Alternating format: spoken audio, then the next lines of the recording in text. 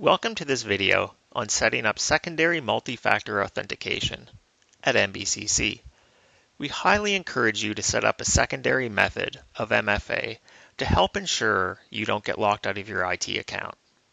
Currently, you're receiving a form of communication from Microsoft via text, phone call, or via the Authenticator app, in which you have to input a code when signing into your NBCC accounts, such as Student Self-Service and Brightspace. If something happens with your primary form of authentication that you've set up, such as you get a new phone, you lose your phone, maybe your computer dies, without a secondary method of authentication set up, you'll be locked out of your IT account until someone can reset it for you, which may result in missing quizzes, assignment due dates, important emails, online classes, and more. So to set up your secondary form of multi-factor authentication, the first thing you're going to do is just go to office.com and simply sign in with your account. So I can just click here on sign in, or in the upper right-hand corner of the screen, I can just click on my little avatar right here to sign in to the account. Now once you sign in to office.com, then you're going to go again up into the upper right-hand corner under your name here, and you're going to click on the option that says View Account.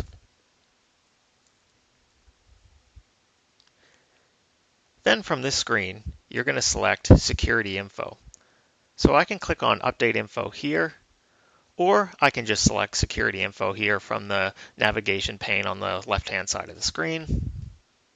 So both of those options will bring you into the same screen.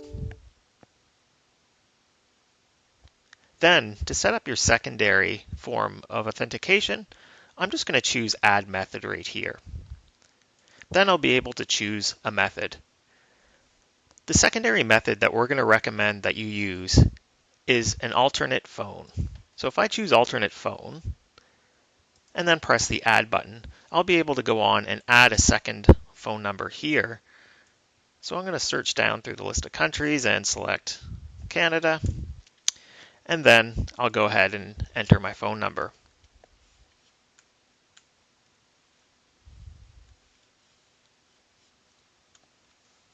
And then press the next button. I'm just going to choose Call Me, and then press the next button. And so when you set up your secondary MFA, make sure you are in reach of that alternate phone, because it will call the phone and you'll have to press the pound key.